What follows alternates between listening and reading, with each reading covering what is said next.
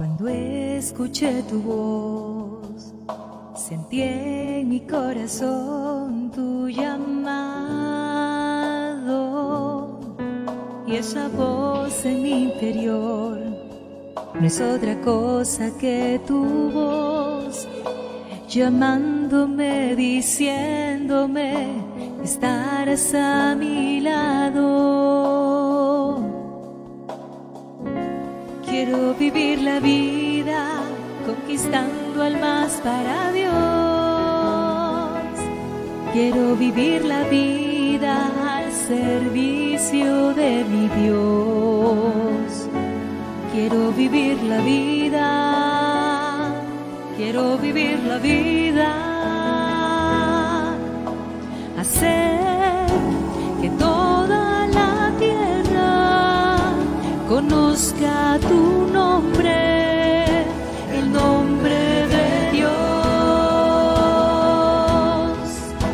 hacer que todos los pueblos digan es Jesús, el Hijo de Dios, hacer que toda la gente busque y encuentre la gran razón que sí se puede, la vida plena con la paz y el amor. Cuando escuché tu voz, sentí en mi corazón tu llamado, y esa voz en mi interior no es otra cosa que tu voz, llamándome, diciéndome que estarás a mi lado. Quiero vivir la vida conquistando almas para Dios. Quiero vivir la vida al ser. Muy buenas noches, tengan cada uno de ustedes bienvenidos a este programa misionero Conquistando Almas para Dios. Soy Gisela Asixia, cantautora católica y la conductora de este programa. Vamos a empezar en el nombre del Padre, del Hijo, del Espíritu Santo. Amén. Vamos a invocar al Espíritu Santo para que esté con nosotros, nos invada por completo, fluya su amor en cada uno, y vamos a pedirle al Señor que podamos ser sal y luz en esta tierra, sal y luz en la familia, en nuestra sociedad, que se nos note que estamos llenos de su amor para poder compartirle y poder transmitirle. Vamos a pedirle a Él que podamos encontrarle un sentido al por qué estamos aquí, qué es lo que Dios quiere de cada uno de nosotros, y en las circunstancias donde nos encontremos, preguntarle, ¿para qué, Señor? ¿Por qué, Señor? Dime cómo le hago, guíame, envíame tus dones para poder ver con claridad, pero sobre todo, hazme un corazón semejante al tuyo. Estamos en el mes del Sagrado Corazón de Jesús, y cómo no pedirle por el Perú, por el mundo, por cada uno de nosotros, por cada familia y por cada persona que está necesitando con mayor razón la presencia de Dios en sus vidas, ya sea porque el cuerpo lo necesita o porque el espíritu lo necesita. Ustedes saben que este programa lo que pretende es transmitir testimonios de vida, porque tenemos una iglesia activa, una iglesia en la cual tenemos sacerdotes, religiosas, laicos comprometidos por amor en ser activos en lo que se necesita, familias misioneras. Cuánto amor en cada uno, y es necesario transmitirlo, compartirlo y darlo a conocer. Por eso, esta noche es muy especial. Entre estos sacerdotes de Dios que Él nos ha regalado y nos ha puesto en el camino, puedo comentar que esta persona que viene a continuación es una persona que realmente dice las cosas claramente. ¿Por qué? Porque siente a Dios en el corazón y Dios, gracias a Dios, lo premió con mucho conocimiento para poder transmitir. Él es médico, pero fue llamado al sacerdocio y fue tocado por Dios. Él ya nos va a contar un poquito. Bienvenido, Padre Augusto Meloni. ¿Cómo está? Buenas noches. Muchas gracias por la invitación, Gisela, y saludos a todos los que siguen este programa. Y me pongo a su disposición para lo que pueda servir. Padre, no se imagina qué importante es poder compartir testimonios valiosos como el suyo y como todos los que han estado pasando y como todos los que quisiéramos poder compartir, porque son vidas valiosas y como desde lo sencillo Dios va obrando de manera maravillosa. Me gustaría hacerle una pregunta. Sabemos que usted lleva años, queremos saber cuántos años de sacerdocio, que nos diga el por qué sigue a Jesús hasta el día de hoy, porque hay momentos buenos, hay momentos no tan buenos, pero también que nos diga cómo es que llegó Dios a su vida, que nos comparta un poco su experiencia de amor con Él. Bueno, esas preguntas son todas muy profundas y complejas. En primer lugar, yo soy sacerdote, me he ordenado hace 8 años. Este 25 del mes pasado he cumplido 8 años de sacerdote. Tengo poco tiempo. Sin embargo, yo soy médico de profesión y como médico ya voy a tener más de 40 años, ya ni sé cuántos. Pero bueno, ¿cómo llega el Señor? El Señor llega a nosotros siempre a través del don de los dones, para la redundancia, más importantes para relacionarnos con Él, que son la fe, la esperanza y la caridad. Y esos dones los recibimos todos los bautizados. Son dones sobrenaturales, son dones de Dios. Sin embargo, esos dones, esas virtudes teologales tienen que crecer. Pero muchas veces nosotros a lo largo de nuestra vida, a veces no sabemos la grandeza del don que hemos recibido y muchas veces las cosas pasajeras, las cosas de este mundo nos seducen y impiden que esos dones crezcan. En mi caso, yo provengo de una familia católica, 6 hermanos, el mayor de mis hermanos falleció, yo soy el menor, y mis padres quedaron a mi cargo.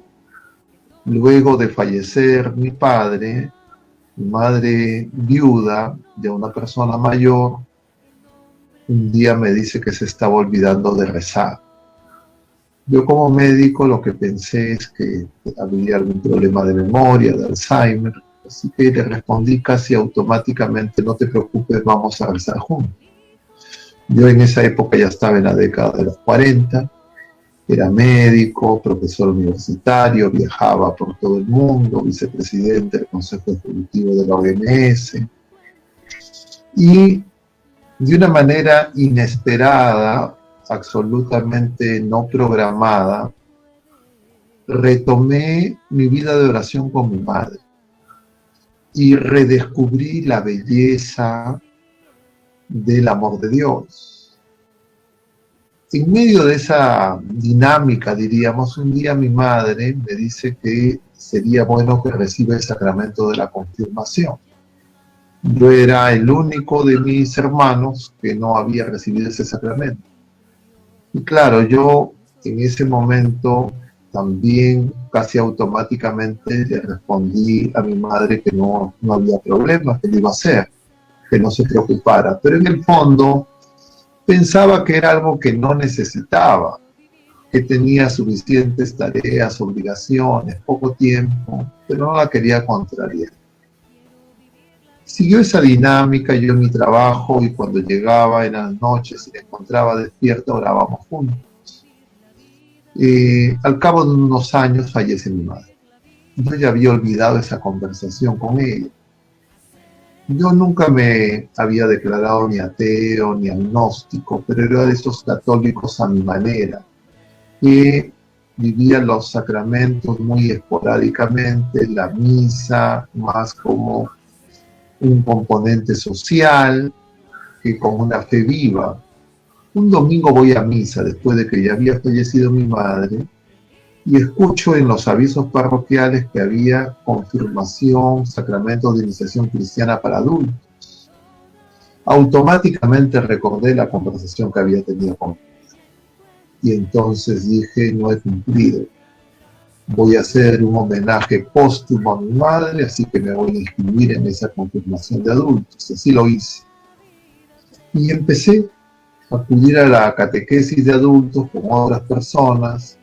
Muchos de ellos eran algunos jóvenes, adultos jóvenes, que iban a recibir el sacramento del matrimonio, y otras personas que no habían recibido los sacramentos, algunos semi-analfabetos, personas que yo decía, ¿qué hago acá?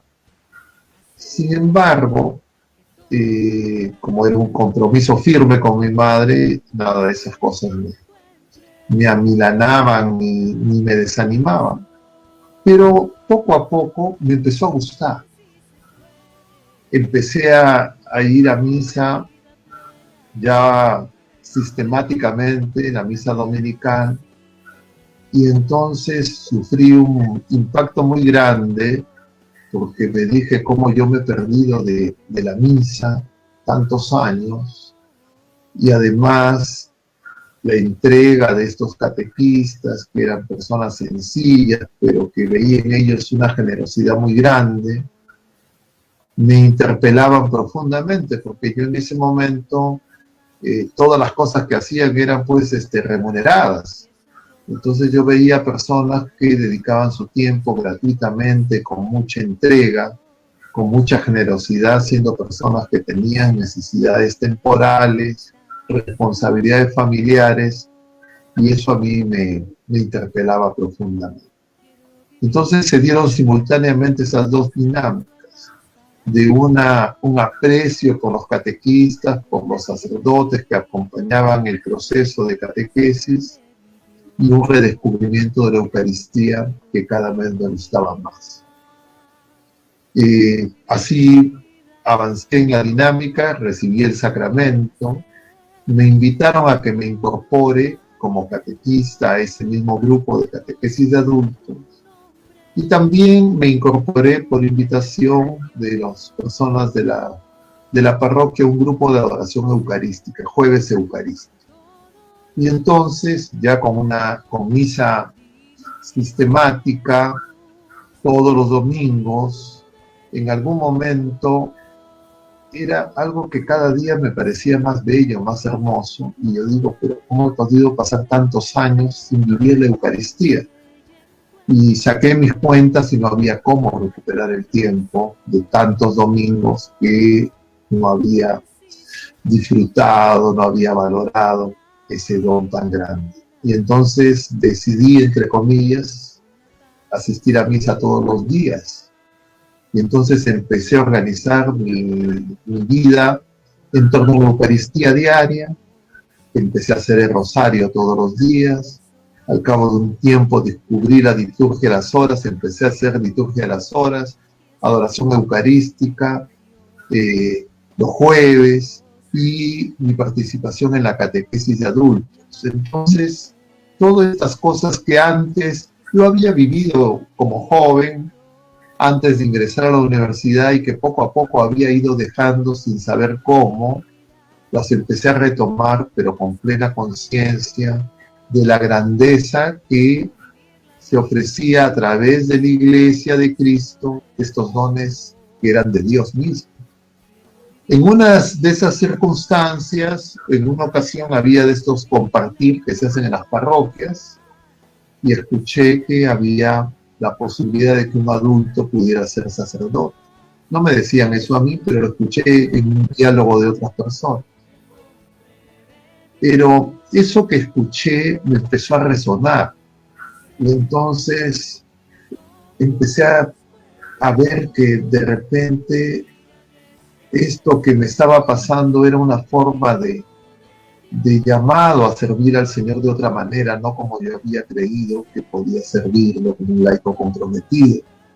Al no tener impedimento para poder acceder al sacramento del orden, eso me resonaba mucho, al punto que ya todas las cosas que antes para mí me apasionaban y me parecían las más importantes, por lo que había luchado muchas veces, horas amanecidas, esfuerzos grandes, empezaron a relativizarse, y definitivamente era el Señor, servir al Señor, lo más importante.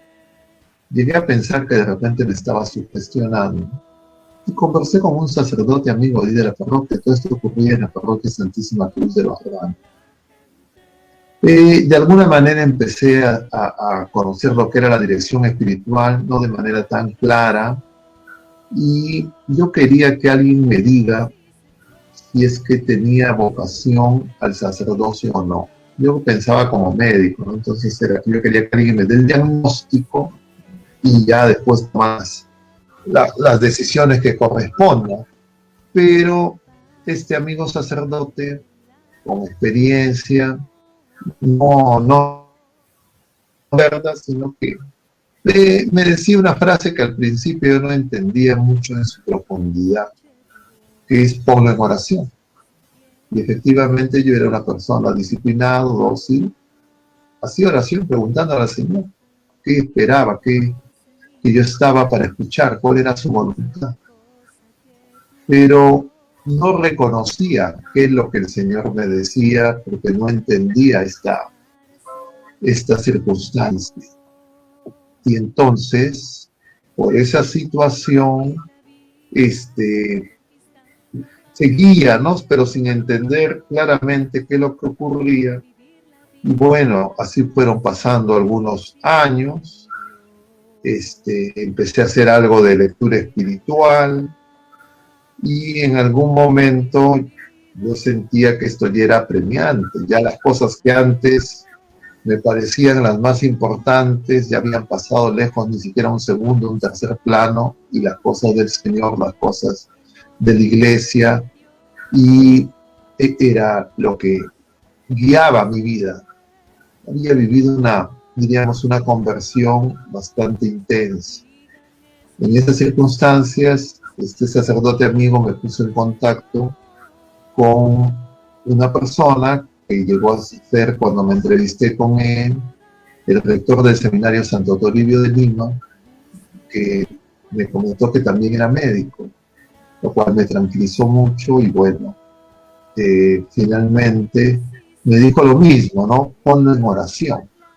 Porque yo quería que me diga nuevamente, alguien que me responda, que me dé el diagnóstico, ¿tengo o no tengo vocación? Este sacerdote me dijo algo muy claro, que yo lo aprecio mucho. Me dice, mira, la vocación es algo subjetivo, entre Dios y la persona que el Señor llama. Esto que es subjetivo, la Iglesia lo tiene que hacer objetivo. Para eso ha creado los seminarios y toma todo un tiempo para que la Iglesia confirme si es que hay en esa persona la vocación. Y entonces la única manera de poder responder a esa pregunta, que era mi inquietud, es ingresar al seminario. Entonces me dice, ponlo en oración. Yo pensaba al principio que podía compatibilizar mi vida, diríamos, profesional, laboral, y hacer una especie de vida de seminario a tiempo parcial. Este padre me dice con claridad que eso no era posible, que tenía que dejar las cosas que estaba haciendo, y esto era dedicación exclusiva. Entonces lo puse en oración, y a la conclusión que llegué es que si es que esto era de Dios, no le podía decir que no, porque era lo más grande que me estaba pasando en mi vida. Pero si es que no era de Dios, si era una cosa mía, subjetiva, algún tipo de sugestión, entonces lo más pronto posible tenía que clarificar esta situación, y si es que ese era el mecanismo, la forma en que la Iglesia hacía este discernimiento, yo me allanaba. Así que Y al cabo de algunos días en oración, llamo a este sacerdote y le digo que ya que he decidido entrar al seminario. Lo que me responde es que esto no era así tan sencillo, que tenía que someterme a un proceso de selección, de evaluación. Y dije, bueno, me allano, ¿no? Que hágase lo que se tenga que hacer. Yo, si es que será parte, si me dicen que me admiten, bueno, significa que, y si me dicen que no, ya será la prueba, pues que no es la voluntad de Dios. Y así que seguí el proceso, me admitieron, ingresé al seminario, y cuando ingresé al seminario me ocurrió algo muy parecido a lo que cuando empecé la catequesis. Que igual, el primer día recuerdo claramente, vi a mis compañeros seminaristas, eran prácticamente unos niños, podían ser hasta mis hijos. Y claro, sentía pues una cosa, diríamos, extraña. Sin embargo, conforme empezaban los días y la dinámica del seminario también me empezó a gustar. Yo no entendía exactamente por qué. No me reconocía a mí mismo en esa, porque era una persona que ya tenía muchas jefaturas, experiencia, personas a mi cargo, viajaba, etcétera, y mi vida estaba cambiando pues radicalmente. Pero sin embargo eso no me creaba ninguna inquietud, al contrario, me resultaba muy gratificante, desafiante. Y la otra cosa que me parecía una maravilla es que en el seminario habían 4 capillas y en todas había el sagrario, había misa diaria, y entonces me parecía porque solo eso ya justificaba cualquier cosa que pudiera dejar. Al cabo de los años, un día me dicen que me van a ordenar de diácono, igual lo consabido ponlo en oración, lo puse en oración, porque me dijeron que una vez que se tomaba esa decisión era irreversible. Así que tomé la decisión, me ordenaron de diácono y al cabo de 2 años me ordenaron de presbítero y como les decía, el 25 de mayo pasado he cumplido 8 años de presbítero y ya este año 10 años de diácono. Y entonces, el resumen es mi camino vocacional y la maravilla de las cosas de Dios. Y claro, yo hasta ahora les sigo sorprendiendo y sigo descubriendo cómo el Señor obra en cada criatura humana y que las cosas siempre tienen su tiempo y son los tiempos perfectos de Dios. Yo me imagino, padre, que el hecho de que usted esté estudiando, que tenga ya cargos importantes y luego darse el tiempo para discernir esta experiencia de amor con Dios que lo lleva justamente a hacer todo, qué bueno que nos los haya contado, que es todos los pasos que una persona tiene que hacer para llegar al sacerdocio y gracias a esa experiencia de amor. Yo conozco desde hace varios años el trabajo que usted ha venido desempeñando, que estuvo desempeñando en la capilla del Hospital Rebagliati, y para los que no lo conocen, porque gracias a Dios este programa se están conectando personas no solamente de Perú, sino también de Latinoamérica, y es un hospital muy, muy grande. Y yo admiraba mucho el hecho de que usted se acercaba a tantos enfermos, aparte de la misa, porque hay una iglesia, una capilla muy bonita, y ese contacto con el enfermo, con el que necesita, llevando consuelo, llevando a Dios a través de su presencia y a través de la Eucaristía. Cuéntenme un poquito, ¿cómo ha sido su experiencia después de encontrar a tantos Cristos en tantas camillas y cómo Dios lo utilizó a usted? ¿Cuál ha sido su experiencia? ¿Ha sentido que realmente Dios lo ha estado conduciendo? ¿Se ha sentido cómo la mano de Dios lo ha movido de tal manera para estar donde le tocó estar en ese momento? Yo todo este tiempo breve pero intenso, estos 8 años, siempre he sentido y experimentado que es el Señor quien me mueve. Yo no he ingresado ahí a hacer mi voluntad, sino lo que el Señor y la Iglesia me indiquen. Entonces yo, al mes de ser ordenado, me enviaron de capellán al Hospital Rebagliati. Claro, yo como médico sabía de qué se trataba el hospital en la parte biomédica, pero esto era para mí pues una cosa absolutamente nueva. El Hospital Rebagliati es el hospital más grande del Perú. En esa época tenía más de 2.000 camas, ahora hay más de 3.000 camas. Y entonces, claro, una experiencia muy intensa, diríamos, exigente en la demanda, pero simultáneamente muy gratificante a pesar de la experiencia dolorosa que enfrentan los pacientes, los familiares de los pacientes y también el personal de salud. Es una cosa, yo diría, un regalo de Dios que yo haya podido llegar a este lugar a prestar mi servicio como sacerdote. Y claro, en el hospital, como usted bien señala, la capilla es como una pequeña parroquia. Pequeña, pero simultáneamente muy grande, porque en el hospital se mueven alrededor de 40.000 personas a la semana, entre pacientes, familiares, personal. El personal del hospital es alrededor de 10.000 personas.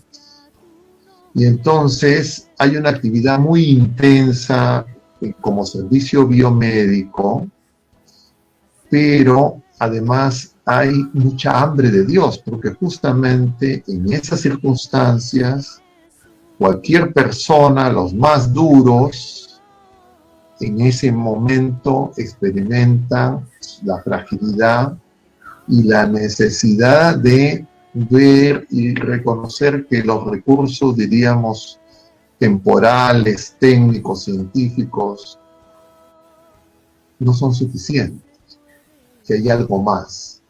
Y entonces las personas se acercan a Dios. Y el hospital, claro, a lo largo de los años, había organizado este trabajo en esta capilla a la que yo llegaba, a continuar el trabajo de mis predecesores, pero también tratar de ver cómo podíamos ampliar.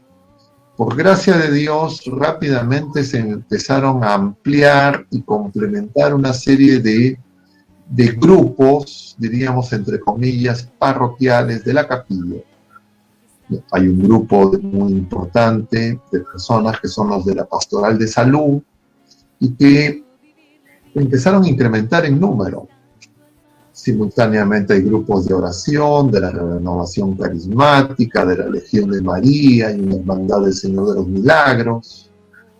Y además, dentro del hospital, trabajadores de los distintos ramas del personal de salud, médicos, enfermeras, técnicos, administrativos de apoyo, que son personas de fe, que en su vida cotidiana son personas, laicos comprometidos, y que, claro, también tenían el deseo de alguna manera de poder hacer, diríamos, más integrada su servicio laboral y su vida de fe. Y entonces descubrí rápidamente que era un tesoro, muchas potencialidades, mucha demanda, y entonces empezamos a ver cómo podíamos atender eso. Organizamos un grupo de jóvenes voluntarios que inicialmente pensábamos nosotros que iban a acudir pues para Navidad, a acompañar a los enfermos, pero con una respuesta tan generosa y tan amplia que realmente a mí me desbordó. O sea, las expectativas más, diríamos, grandes que teníamos eran pequeñas, en realidad la respuesta que había. Y entonces nos dimos cuenta, algo que está en los evangelios, de cómo el Señor empieza a anunciar el reino justamente con los sencillos, con los enfermos, y cómo las multitudes de enfermos los siguen, y que eso seguía siendo actual, y que en el hospital nosotros lo podíamos vivir, experimentar. Entonces, como nosotros éramos pocos, absolutamente insuficientes para la enorme necesidad y hambre de Dios que había, empezamos a ver formas de cómo llegar a más personas. Una de las cosas que complementamos es que en el Perú la religiosidad popular es muy grande y es un camino, es un don de Dios.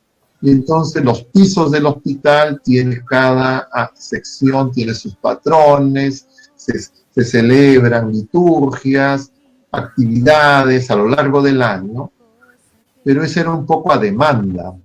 Entonces nosotros empezamos a organizar procesiones dentro del hospital.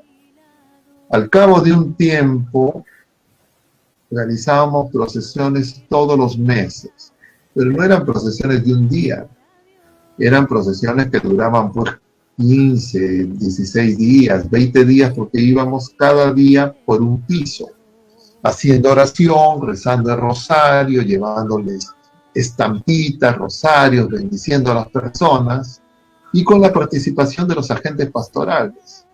Y claro, para ellos inicialmente, porque ellos tenían una dinámica, diríamos, ordenada para su trabajo, que era un poco más, diríamos, ya según sus posibilidades, si les parecía que era excesivo, pues mucho trabajo, ¿no?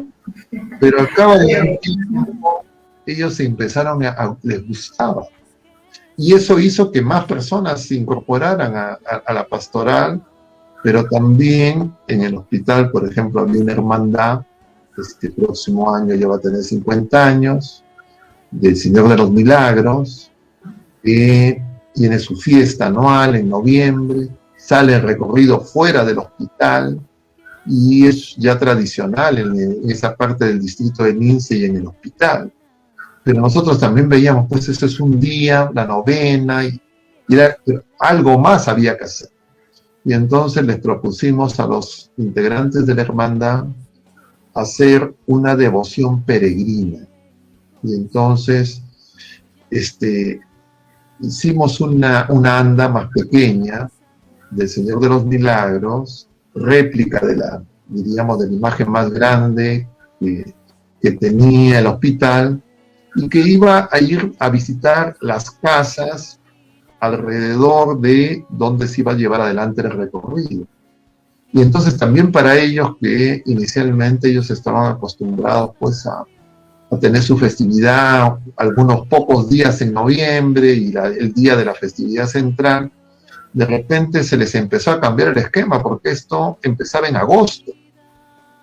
Entonces, estos recorridos, todo agosto, septiembre, octubre, hasta noviembre, iban pues y siguen recorriendo, nunca hemos detenido desde que empezamos esto, a las casas, y ellos también empezaban a vivir su fe, porque iban y tenían que rezar el rosario, hacer alguna oración, al principio con ciertas, diríamos, dificultades, porque les resultaban cosas nuevas, y así empezamos a realizar la evangelización intrahospitalaria y el trabajo que además del ordinario, porque en el hospital antes de la pandemia nosotros celebrábamos ordinariamente 2 misas diarias, mínimo, a veces más, y además se administraban los sacramentos de iniciación cristiana y unción de los enfermos, y eso era bastante exigente, sigue siendo bastante exigente. Ahora, con la pandemia, el año pasado, hubo un fuerte impacto, porque la mayoría de los agentes pastorales eran ya personas mayores, se replegaron, nosotros a nadie le obligábamos a que vayan en medio de la circunstancia, y llegó un momento en que estábamos solos. La providencia del Señor hizo que unas hermanas de Nuestra Señora del Encuentro le habían estado apoyando, diríamos, en algunas cosas muy puntuales. De repente el Señor suscitó en ellas para que acudan y se comprometan, y con ellas apareció una acción en tiempo de pandemia porque empezaron ellos a asumir las tareas de sacristía, de secretaría, porque incluso el personal que nos apoyaba en la situación de la pandemia, todos se replegaron. Pero en la capilla... Y además, padre, disculpe, doy fe de que el trabajo que usted ha desempeñado ahí ha sido arduo. Yo, bueno, trabajo en Lince, bueno, toda mi vida he vivido en Lince desde que estaba soltera, pero trabajo en Lince y era emocionante ver cómo se organizaba para hacer pasar el Señor de los Milagros. Realmente era una emoción muy fuerte que se vivía en todo el vecindario y cuando uno detrás del anda hacía los recorridos. Me gustaría, en estos tiempos en los cuales estamos atravesando pandemia, estamos atravesando, bueno, como que una turbulencia política, me gustaría mucho el que nos pueda decir cuál debe ser nuestra actitud como católicos frente a esta situación. ¿Debemos hablar de política? ¿Debemos callarnos y solamente orar? ¿Es malo decir alguna opinión? ¿Por qué le digo esto? Porque a veces hay gente que desea opinar, pero dice, no, mejor callo. O hay personas que con libertad quieren decir cosas, pero obviamente hay que decirles, hey, pero si vas a hablar, ten tino, ¿no? Ten prudencia, ten misericordia. Díganos un poquito. Ese es algo, diríamos, que estamos nosotros en este tiempo viviendo, ¿no? En esta coyuntura electoral y en las anteriores, pero tal vez en este año de manera más intensa. Lo primero que yo diría es que tanto la pandemia como la actual coyuntura electoral son para la pandemia para el mundo entero y esta coyuntura electoral para nuestro país y de manera análoga en lugares donde están en circunstancias similares, es una prueba de nuestra fe. Yo creo que la elección primera que uno tiene que tomar es: ¿Jesucristo es Rey, Señor o no? Y si es que yo hago esa primera elección, se desprenden una serie de consecuencias. Porque yo descubro que soy hijo de Dios y que estoy llamado a dar testimonio de la fe como enviado de Jesucristo, porque comparto la misma misión de Jesucristo y estoy llamado a una vocación universal que es la santidad. En toda circunstancia. Y entonces lo que se constata es que justamente el mundo, a través de sus ideologías, se esfuerza por sacar a Jesucristo como Rey y Señor. Y nosotros muchas veces, las personas de fe, no tenemos conciencia de que eso es una prueba para nosotros que se va desarrollando a lo largo de la historia, generación tras generación, y que ahora la estamos viviendo. Y entonces, muchas veces estas ideologías, diríamos, ateas, agnósticas, que pretenden que la fe, que la religión, que la doctrina de la iglesia, que el evangelio, que Jesucristo en una palabra, no intervengan en lo cotidiano del quehacer público y no solo en lo privado, se han esforzado y esmerado por buscar que las personas de fe tengamos una doble vida, diríamos así. Que reduzca nuestra fe al ámbito privado y en lo público hagamos una dicotomía en nuestra manera de comprender las cosas. Y usan frecuentemente una cita del Evangelio que veíamos la semana pasada, que es esta famosa del capítulo 12 de San Marcos, que le dicen a Jesús, hay que pagar o no pagar impuestos, y Jesús responde pidiéndoles el denario: den al César lo que es del César y a Dios lo que es de Dios. Entonces nos hacen el engaño de decir, bueno, como hay cosas del César que no son de Dios y hay cosas que son exclusivas de Dios, son dos mundos diferentes, dos realidades incomunicables. Nosotros, cuando decimos que elegimos a Jesucristo como Señor, porque estamos diciendo que justamente Él es Señor y Dios, y todo es de Él, incluido el César. Entonces, ¿qué no es de Dios? ¿Qué está significado en ese denario? El pecado. porque Jesucristo es igual a nosotros en todo menos el pecado. Y Él viene a liberarnos del pecado. Entonces el pecado no es de Dios ni es nuestro en el sentido que no es parte de nuestro ser, pero sí nos pertenece.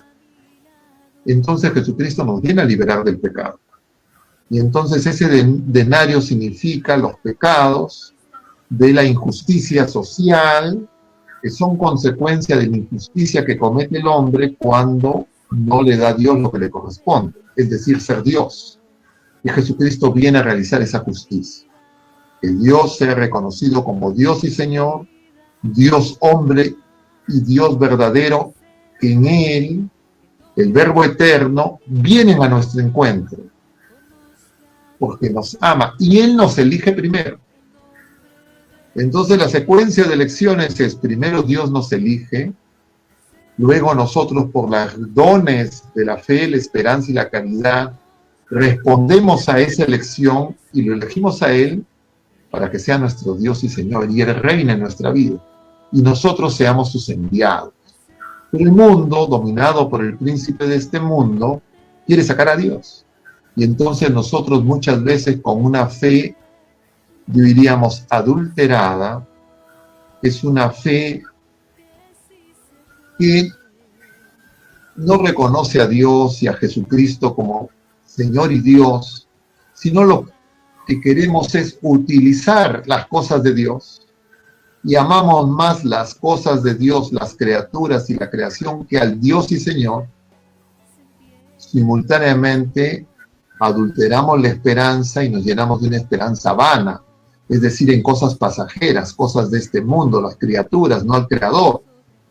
Y entonces no nos damos cuenta que Jesucristo nos lleva en un éxodo que es distinto de los éxodos de la primera alianza, que era a una tierra prometida, sino que la promesa de Jesucristo es llevarnos a la patria celestial. Y nosotros somos peregrinos. Y entonces nuestra esperanza es el reencuentro con el Padre, que nos espera y donde Jesucristo nos prepara un lugar, como Él nos dice. Y entonces yo solo con fe viva y con firme esperanza puedo realmente amar. Porque si es que yo no tengo fe viva y no tengo firme esperanza, yo voy a acercarme en mi oración a pedir cosas pasajeras. Voy a hacer esa discusión, quién es el más importante, quién se sienta a la derecha, quién se sienta a la izquierda. Entonces mi oración está anclada a lo temporal, a lo inmediato. El Señor, por supuesto, consciente que nosotros pidamos porque Él es la fuente de todo bien, pero que sin embargo nosotros, cuando vemos solamente la realidad inmanente, temporal, pasajera, con facilidad vamos a creer que el pecado no es lo más grave, que lo más grave son las carencias temporales, las carencias materiales, la enfermedad, las dificultades materiales, económicas y de otro tipo. Voy a preocuparme de la justicia social, temporal, pero no me doy cuenta que lo primero es hacer justicia con Dios. Porque yo no puedo ser justo ni conmigo mismo, ni con ninguna otra criatura humana, si primero no soy justo con Dios. Eso no se resuelve con políticas, no se resuelve con leyes humanas, no se resuelve con jueces, con cambios constitucionales. Eso se resuelve con conversión. Y entonces nosotros tenemos que intervenir, porque participar en todos los espacios es tarea a evangelizar, porque el Señor nos envía al mundo entero. No dice vayan a todos sitios, excepto hay lugares y espacios donde ustedes no tienen que intervenir. La política incluido tiene que ser purificada. De manera diferente con la actuación de los laicos convertidos, de los clérigos, porque los clérigos no podemos actuar, diríamos, en el politics, es decir, en la acción política concreta, pero sí en el policy, es decir, en las propuestas que la Iglesia, a través de su doctrina social, a lo largo de los años, ofrecen al mundo para que nosotros encontremos cuáles son los elementos distintivos de la vida nueva de los hijos de Dios que el Señor ofrece a la humanidad entera.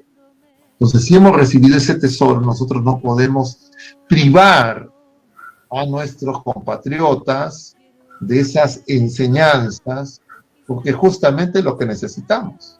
Pero claro, el mundo sin Dios, paganizado, neopaganizado, ateo, agnóstico, lo que menos quiere es que se hable de fe, porque tienen el supuesto errado de creer, o más bien pretender, que una persona de fe deja de ser inteligente, deja de ser capaz de entender la realidad, como si la fe fuera algo oscurantista. La fe y la razón son las dos alas de la verdad, nos dice el Papa San Juan Pablo. Sin la fe yo no tengo la para descubrir y discernir el bien y la verdad. Y por tanto, sin verdad no puedo ser libre. Y el mayor bien común es el bien trascendente, Dios mismo, Jesucristo, que viene a entregarse a nosotros para salvar. Yo quería comentarle algo.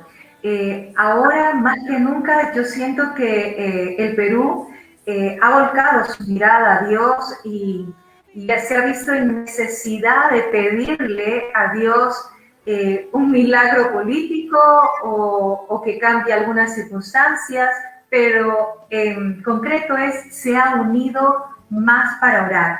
Y es por eso que yo quiero pedirle un gran favor. Ya estamos terminando esta secuencia, pero sin antes pedirle que bendiga al Perú y al mundo entero, y que sobre todo que en estos tiempos, ya sea quien se haya elegido o elegida, sobre todo que haya paz en el corazón, ¿no? de los hombres, que no hayan indicios de violencia, pero que obviamente también nosotros seamos capaces de dirigir nuestra mirada a Dios.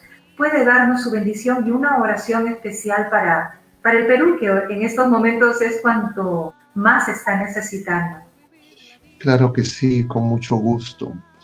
Lo que nosotros tenemos que darnos cuenta, repito, es que esto es una prueba de nuestra fe. Y cuando el ser humano comprende que la sola razón, las solas fuerzas humanas parece que no son suficientes para vencer la división, la violencia, la fragmentación, las disputas al interior de las familias, en los centros de trabajo, en los centros de estudio, entre los ciudadanos, en los países, en los pueblos, también en nuestro país. Nosotros, porque el ser humano desea, porque es parte de nuestra naturaleza, la comunión, la comunidad, la unidad, pero muchas veces en tinieblas no lo podemos encontrar y caemos en la búsqueda de soluciones fáciles, pragmáticas, ideológicas, que la historia ha demostrado que no funciona. Y entonces, por eso es necesario volver al Señor. Entonces vamos a pedir, sí, por nuestra patria, el Perú, por nuestro continente latinoamericano acechado por ideologías contrarias a nuestra fe, para que el Señor misericordioso se apiade de nosotros y nos conceda que la efusión perenne del Espíritu Santo, el Espíritu de la verdad, nos permita encontrar en Jesucristo la vida verdadera, la vida nueva, la vida de los hijos de Dios, que solo en la verdad puede ser libre y nos proteja de las hechanzas del mentiroso desde el principio, que actúa también a través de criaturas humanas. Señor Jesús, bendito y alabado seas.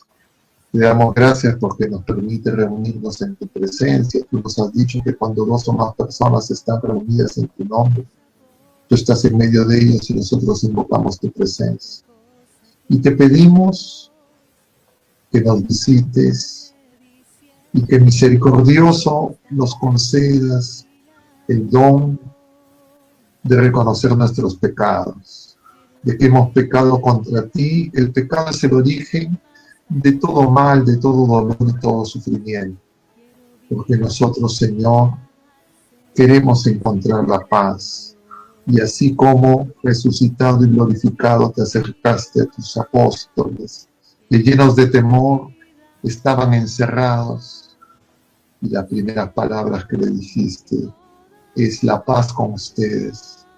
Concédenos tu paz, que no es la paz del mundo, para que podamos hacer la voluntad del Padre que te envió y podamos nosotros cumplir también la misión, porque nosotros somos enviados por ti, para que comprendamos que esa pérdida de paz es consecuencia de que hacemos la guerra, que nos rebelamos contra tu santa voluntad, que sepamos reconocer que en ti encontramos el único camino, la verdad y la vida, que nos conducen a la bienaventuranza eterna, y que ya en la vida presente tú nos prometes bienes temporales, 100 por 1, pero también con persecución, que es producto de la reacción de nuestros hermanos que aún no te conocen, y para quienes te pedimos el perdón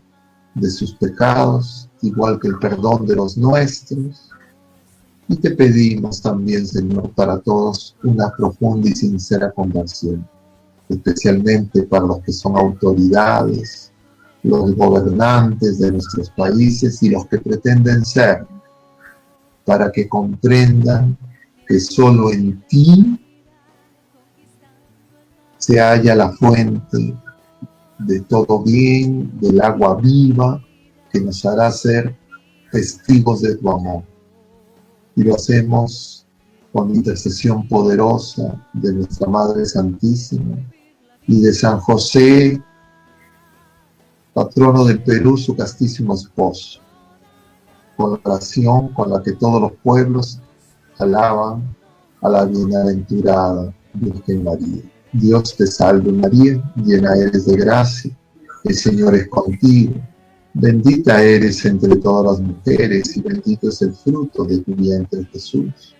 Santa María, Madre de Dios, ruega por nosotros pecadores, ahora y en la hora de nuestra muerte. Amén. El Señor esté con ustedes, y la bendición de Dios Todopoderoso, Padre, Hijo y Espíritu Santo, descienda sobre todos ustedes y permanezca para siempre. Mucho ánimo, muchas gracias por la invitación, que Dios les bendiga. Hasta la próxima. Gracias, Padre. Muchas gracias, que Dios siga bendiciéndolo, cuidándolo, y sabemos que lo va a seguir utilizando amorosamente. Y gracias por sacar también a veces al Señor en las calles.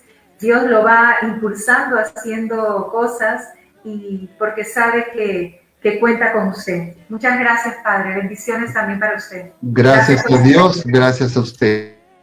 Gracias. Y ahora nos queda el segmento musical, porque no podemos irnos sin escuchar música. Y música de la voz de un gran cantante católico, director musical, con ustedes, Billy Verano. Hola Billy, ¿cómo estás? Hola Isela, ¿cómo estás? Muy contento de poder estar aquí compartiendo contigo tu programa, y bueno, agradecido, ¿no? Y saludando a todos tus seguidores. Pues bien, yo quiero contarles que Billy es una persona que realmente trabaja mucho. Es profesor, director musical de coros, realmente una persona que Dios está utilizando, porque tú vienes también de parroquia, de San Antonio de Padua, me acuerdo, algo desde que eras jovencito. Sí. Bueno, empecé en la parroquia San Antonio de Padua. Luego de ahí comencé a tener contacto con muchos amigos músicos católicos que eran afines a lo que yo pienso, a mis ideas, a mis ideales, y participé mucho con ellos en jornadas y bueno, ¿no? Eso más que nada, eso que me ha ayudado a poder cimentar más esta vocación, tanto musical como poder compenetrarme más en lo que es la fe, ¿no? ¿Qué te parece, Billy, si nos regalas una canción? ¿Cuál sería? Bueno, hay una canción que quisiera compartir con todos tus seguidores, se llama María, yo te rezaré, una canción dedicada para la Virgen María y espero que les guste.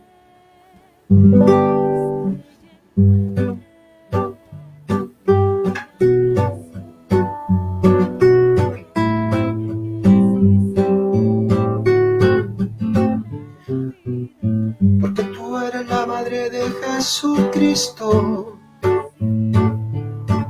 vengo solamente a contemplarte, oh María. He oído el vago y oigo mi campana.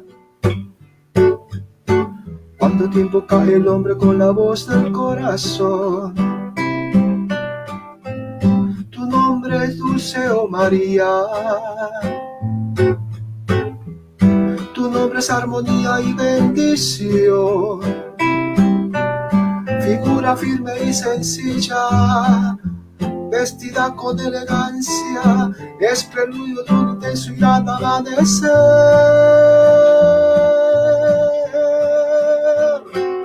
María, porque eres la mujer llena de gracia inmaculada, esperanza de mi fe. María, porque eres el Edén, altiva ternura olvidada, que la noche rezaré. María, porque eres la mujer llena de gracia inmaculada, esperanza de mi fe. María, porque eres el Edén, antigua ternura olvidada, que en las noches rezaré. María, yo te rezaré. María, yo te rezaré. María, yo te rezaré. Qué hermosa canción. Cuando yo la escuché por primera vez, y es una canción que ganó con un coro que tú dirigiste, realmente si escucharla así es hermosa, también escucharla con todo el grupo cantando, realmente es una hermosa canción para María.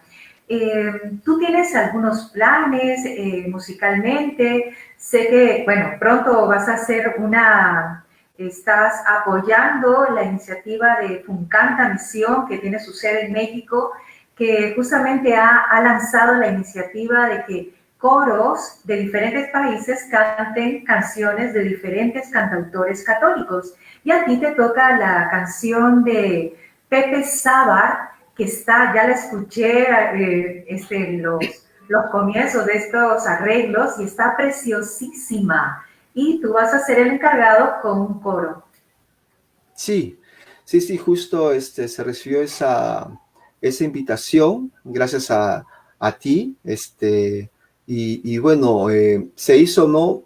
Más que nada, hice el arreglo pensando en que como es un evento, un festival en el cual vamos a compartir van a compartir distintos compositores de todo el mundo, entonces, qué mejor para poder exponer nuestra música afroperuana, ¿no? Entonces, este arreglo lo hice, es un festejo, ¿no? Está apoyando y como que dando pie para que la música afroperuana se pueda internacionalizar mucho más de lo que ya está, ¿no? Sí, ya la vamos a poner en algún momento cuando ya se dé el caso. También contigo hemos podido hacer lo que es jarana con alma, vocación y vida, que es, Dios permita que en octubre ya podamos estar lanzándolo otra vez, que es músicos católicos cantando música para Dios. Así es, sí, fue una bonita experiencia, creo que lo hemos hecho como 2 años, en el cual hemos conjugado con varios también cantantes e intérpretes, cantautores católicos, y salió muy bonito, ¿no? Porque matizamos lo que es ese mensaje y ese amor, tanto hacia lo que es la fe, los ideales, el amor, y también en parte también conjugó con lo que nosotros debemos ser con nuestra identidad como peruanos. Así ¿no? es, así es. Y qué, o sea, yo sé que tú tienes muchas canciones, tienes también baladas, tienes muchas melodías hermosas, pero me gustaría que escogieras otra canción para poder compartir con nosotros.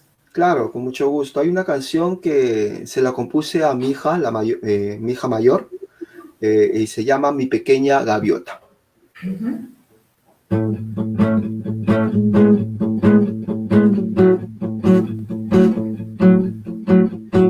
Hoy una noche cualquiera, mis lágrimas brotan de pena al darme cuenta que tú estás lejos y no poder decirte quiero. Quiero yo ser como el ave, oh, que vuela en libertad a donde quiera para decirte muy suave, oh, que sin tu amor mi vida vuela al abismo insondable de nunca acabar, y las horas se mezclan y se van,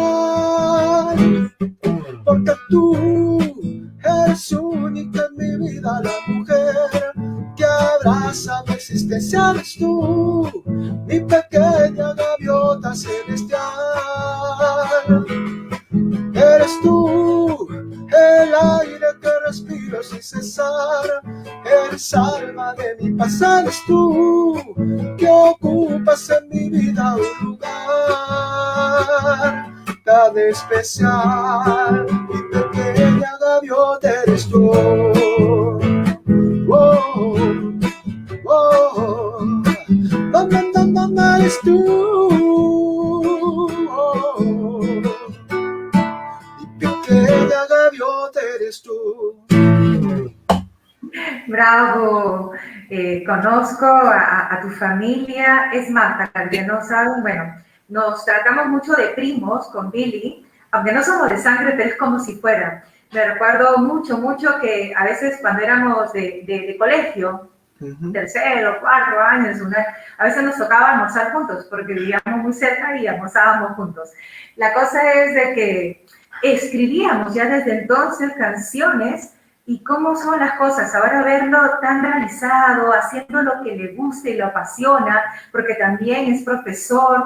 Entonces, qué maravilla que Dios esté haciendo contigo tantas cosas lindas y sobre todo haciendo lo que a ti te gusta. Yo sé que tú cantas de todo, pero cuéntanos un poquito ya como para terminar. Hoy día nos hemos extendido un poquito y le pedimos ahí a William que realmente las gracias por permitir prolongarnos un poco. Dinos un poquito, un mensaje final y contando un poco lo que haces también, pero también un mensaje a la gente, a los jóvenes, que es con quien tú más tratas. Bueno, es que persiga sus sueños, ¿no? Que no se deje aminorar, porque la vida siempre te va a presentar muchos obstáculos y esos obstáculos te va a servir a que puedas ser proactivo en esta sociedad, en tu vida, para que puedas tú resolver problemas, para que tú puedas seguir creciendo, porque de golpes y de los errores uno aprende, ¿no? Entonces, si uno esos errores los vuelve a cometer, entonces que no has aprendido y siempre vas a estar en la mediocridad. Y entonces el ser humano necesita eso, siempre estar para adelante, siempre ser abierto en la mente, siempre tener un pensamiento crítico, ser solidario, ser empático, ser respetuoso, ser responsable y ser un buen ciudadano. Qué importante, realmente. Muchas gracias, Billy, por haber estado aquí con nosotros. Ojalá que sigas haciendo más en lo que sueles hacer, que es enseñar, que es la música, que sigas componiendo y Dios te siga utilizando para los fines que Él ya tiene pensado para ti. Que Dios bendiga a tu familia y todo lo que haces. Y yo quiero contigo compartirles algo antes de irnos. Adivine quién viene la próxima semana. Son unas monjitas que cantan. Estarán con nosotros el próximo martes las siervas, así que no te lo pierdas. Va a ser una entrevista sumamente amical, amena, y vamos a poder enterarnos un poquito más sobre ellas y vamos a escuchar su música. Que Dios nos bendiga a todos, que Dios bendiga al Perú y al mundo, y sobre todo que estemos atentos para escuchar el llamado de Dios. Hasta muy pronto. Gracias.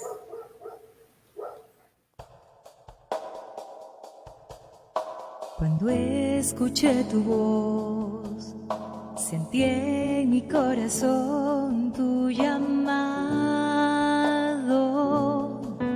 y esa voz en mi interior no es otra cosa que tu voz, llamándome, diciéndome, estarás a mi lado. Quiero vivir la vida conquistando almas para